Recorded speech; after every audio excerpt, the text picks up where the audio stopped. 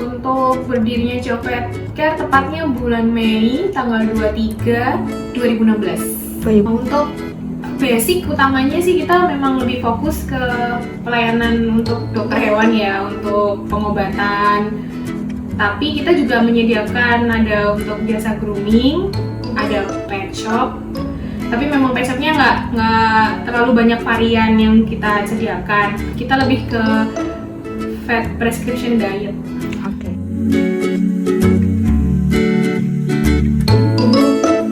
Sebenarnya kepikiran untuk pindah ke ruko baru itu agak dadakan ya, karena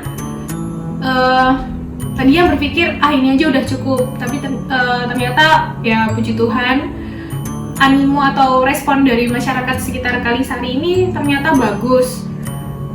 Artinya pasien bertambah banyak, kita butuh ruang rawat inap yang lebih luas, kita butuh ada tambahan ruang periksa lagi biar mengurangi antrian.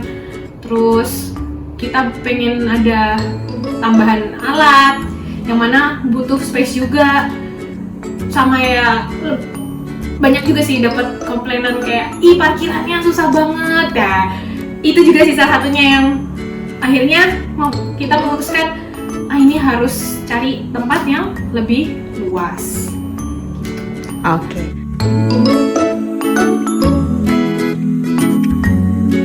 6 bulan pertama pakai manual, 6 bulan atau 8 bulan pertama kita pakai manual semuanya.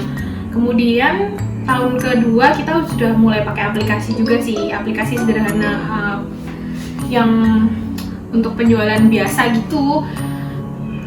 Tapi semakin berjalannya waktu, kita merasakan kesulitannya adalah dalam reka medis. Jadi tidak terkoneksi antara pelayanan di poli sama kasir. Jadi harus konfirmasi bolak-balik obatnya apa, ini apa aja.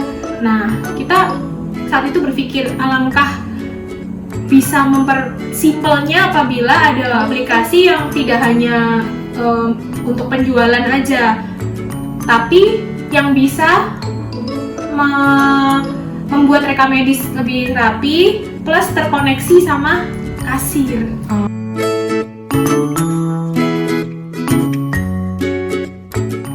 Sebelumnya memang agak panjang ceritanya. Ya, ada beberapa kali kita pakai aplikasi yang lain, mencoba pakai aplikasi yang lain, tapi tidak menemukan kecocokan ya dalam flow-nya, kayak banyak kekurangan di sana sini.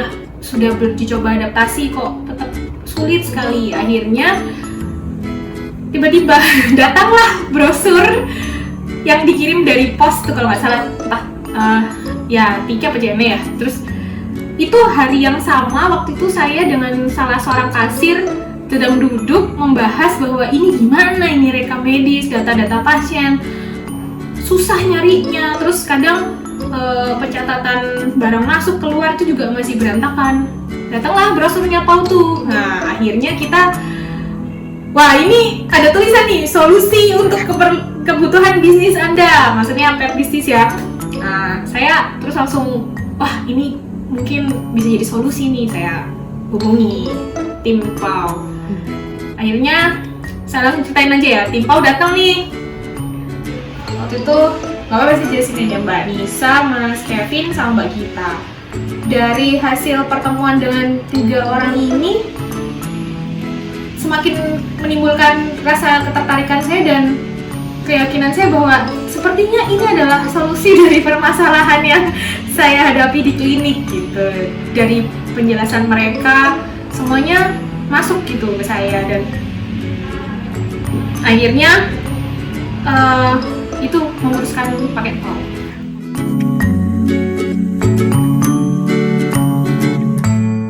Oke, tapi saya mesti cerita dulu, memang nggak semulus langsung pasti bisa berjalan ya.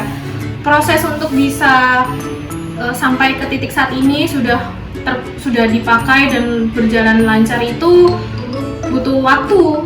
Awal-awalnya memang banyak penyesuaian juga, kendala kayak karena kasir-kasir atau tim dokter juga sudah terbiasa pakai metode lama, pakai aplikasi lama. Untuk memulai sesuatu yang baru itu jujur sulit memang.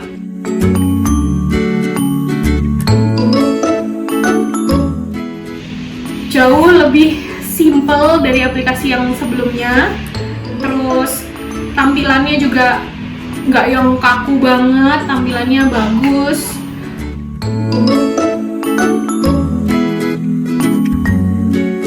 Kelebihannya aplikasi PAW ini adalah dia benar-benar bisa mengerti kendala yang ada di pet industry, pet bisnis itu sebenarnya masalahnya di mana sih? Kan rata-rata kalau di pet bisnis kan kita ada klinik yang pasti dokter hewan, pet shop, sama grooming ya. Nah, dengan adanya PAW ini, 3 bisnis proses yang sebenarnya berbeda sekali, flow-nya bisa tetap terintegrasi jadi satu. Jadi kalau dokter mau ngecek groomingan, bisa. Kasir mau ngeliat pasien, udah selesai mana yang udah dikerjain sama dokter, bisa. Begitupun dokter bisa melihat rekam medis yang dikerjakan oleh dokter lain meskipun sudah sebulan lebih misalnya, dan semua ada datanya.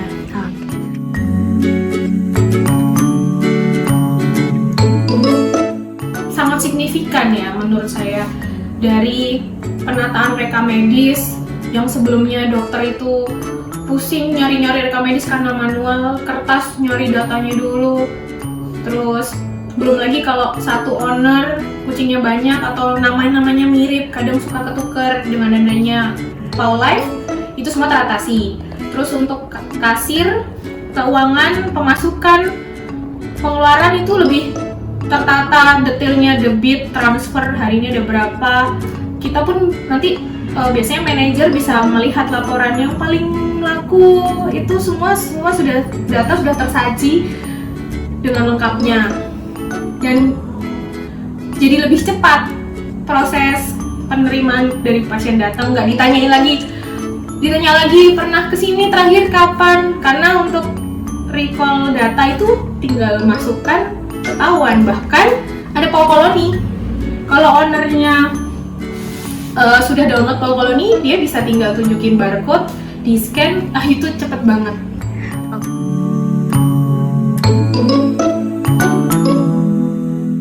Kalau untuk development, ya mungkin memang masih akan ada terus seperti yang selalu dibilang sama tim PAW, nanti masukan dokter akan kita pertimbangkan.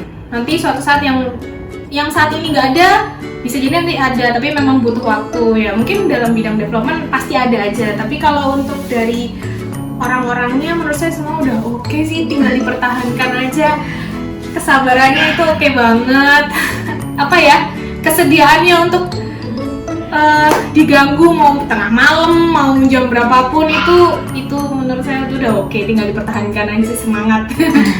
Oke, terima kasih ya Dok atas waktunya. Sukses terus buat Cio di tempat baru. Kau juga. Semoga kedepannya makin sukses. Amin. Terima kasih ya Dok ya. Terima kasih.